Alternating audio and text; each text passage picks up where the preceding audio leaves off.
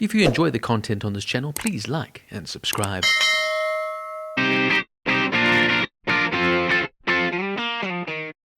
Monkey Man is a 2024 action thriller film directed and produced by Dev Patel. In his directorial debut, Patel also co-wrote the screenplay with Paul Angunawela and John Collee. The film stars Patel as the title character, with Sikandar Kher, Sharlto Copley, Pitobash and Vipin Sharma in supporting roles. Monkey Man premiered at the South by Southwest Film Festival on March 11, 2024, and was released theatrically in the United States and Canada by Universal Pictures on April 5, 2024.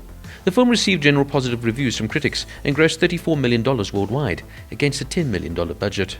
On October 29, 2018, it was reported that Dev Patel would make his directorial debut with an action thriller film. Initially, Patel tried to recruit previous collaborator Neil Blomkamp to direct, but Blomkamp declined and suggested he directed it himself. Speaking of his work on the film, Patel said, "I think the action genre has sometimes been abused by the system. I wanted to give it a real soul, real trauma and real pain. I wanted to infuse it with a little bit of culture." Patel had said he had seen Pitobash Tripathy in $1 Million Arm, released in 2014, and invited the actor to audition for the role of Afonso. Vipin Sharma, who had a small role in Hotel Mumbai in 2018, which also starred Patel, was quickly cast as Alpha after a brief audition. Swabiti Dulepala had auditioned for Monkey Man before getting her first film role in 2016, but did not hear back from the production team until 2019, when Patel confirmed that she'd got the part of Sita. Initially gearing up to shoot on location in India in the early 2020, the film was postponed and nearly cancelled as a result of the coronavirus pandemic. Patel then opted to shoot the film on the small island of Batam, Indonesia. While filming the first action sequence, Patel broke his own hand.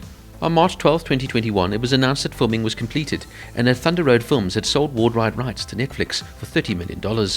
However, Netflix later felt the film was too gritty for Indian audiences and was too concerned about their reaction to the film's political commentary, instead quietly shopping it around and nearly cancelling the release altogether. Of this decision, Patel said, "Netflix didn't really know what they had bargained for. The actual film itself is a lot denser, and it's saying a lot. It's not your usual action scene on page 1 and then you continue fighting non-stop. It's trying to do a bit more." Sometime thereafter, Jordan Peele saw the film and came on board as producer under his Monkey Paw Productions banner and persuaded Universal Pictures, which of course Monkey Paw has an exclusive deal with, to acquire the film from Netflix for under $10 million. Patel later stated that Peele took us from this thing that was brushed under the carpet to putting us on top of the mantelpiece. Jed Kurzel composed the new score for the film, replacing original composer Volker Bertelmann. The soundtrack includes a song by Indian folk metal band Bloodywood. The film explores themes of societal challenges including corruption, discrimination, the caste system in India, poverty, and the experiences of the Hijari community in India. The Hijari are a transgender, intersex, or eunuch people who live in communities that follow a kinship system known as the Gura Chesla system. They are also known as Arani, Aravona, or Jugpa. In Western terms, most Hijaris are feminine-identified people assigned male at birth.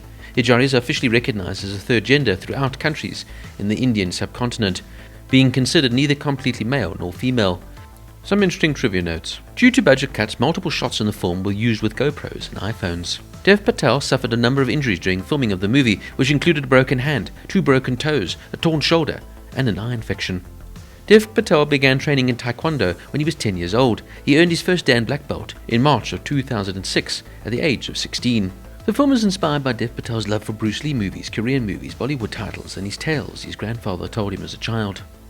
The movie is set in the fictional city named Yatana, a Sanskrit word meaning endeavour, effort, torment, agony, or revenge. Dev Patel lost his film's gaffer during production from a heart attack. A horrendously violent real-life assault was the inciting incident that led Dev Patel to begin writing the script for the film. The Nir Bahar case occurred in December of 2012 and saw 6 men assault, rape and torture a young woman on a bus travelling through South Delhi. She died from her injuries 2 days later. He recalled the anger he felt, the anger shared by the nation and the world at large. That was where the script was born, he would say, from that level of anger. A rape scene was originally included in the original filming of the film, but later it was removed in order to drop the film's R rating. There was minor pressure to have the kid and sister kiss when she saves him from Queenie's bullet, but Dev Patel wisely resisted, saying that it was wrong to have a snog in the movie about sexual violence. The white stuff all over the kid's arms during the fight scenes is just flour and water. It was a way of the character to disguise his skin tone, and more practically it also worked to hide Dev Patel's stunt double's numerous tattoos, as they didn't have the budget to remove them in any other way. The rickshaw chase was filmed in empty streets during lockdown. They could only afford a couple of police jeeps and couldn't afford to dress the streets in any way, so it features a lot of close-ups and such. Part of the shot where the rickshaw is slammed and knocked over, the brief bit from the inside the vehicle, was filmed on Dev Patel's personal iPhone, which he just strapped inside. The big finale kicks off with a fancy restaurant hosting a big night, but they didn't have a real dessert to show, so the high-class dessert close-up is actually just a cinnamon stick, a Ferrero Rocher, and a macaroon. The shots of the kid underwater were filmed at an Airbnb that they'd rented strictly for the pool in his own bathtub. Dev Patel had an infection in his nose and eyes for about 2 weeks afterwards. The man with the axe in the brothel accidentally stomped on Dev Patel's foot during the fight sequence rehearsal and broke some of his toes. The big in the wheelchair is played by the film's costume assistant. Dev Patel says he sees the film as exploring India's caste system, with someone reaching too high, flying too high and being scarred from that experience. He also said that his mother in the film also represents Mother Nature. She's the beating heart of all good. And then it is taken away suddenly. The film The Wrestler, released in 2008, was used as a reference for the opening fight scene.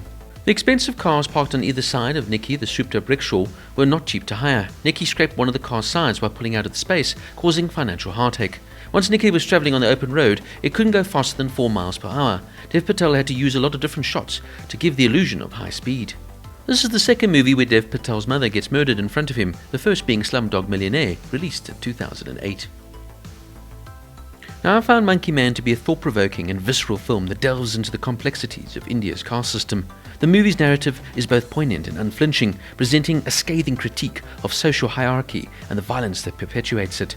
Dev Patel delivers a tour de force performance here, channeling the spirit of John Wick in his portrayal of a ruthless and enigmatic protagonist. His character's journey is both captivating and haunting as he navigates the dark underbelly of India's caste system with brutal efficiency. The mere fact that Patel not only wrote the script and directed the film is just frankly phenomenal, and you can see he really adds a personal touch to the whole film's portrayal.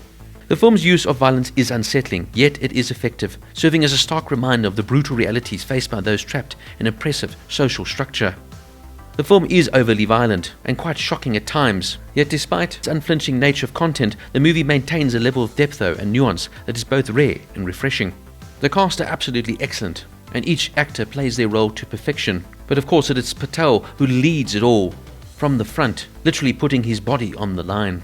Overall, I found Monkey Man to be an excellent film that will linger long after the credits roll. Its completely thought-provoking narrative and stand-up performances here, particularly from Patel, make it a must-see film. Yes, it's definitely not for the faint of heart. It's incredibly violent and hugely inspired by films like John Wick.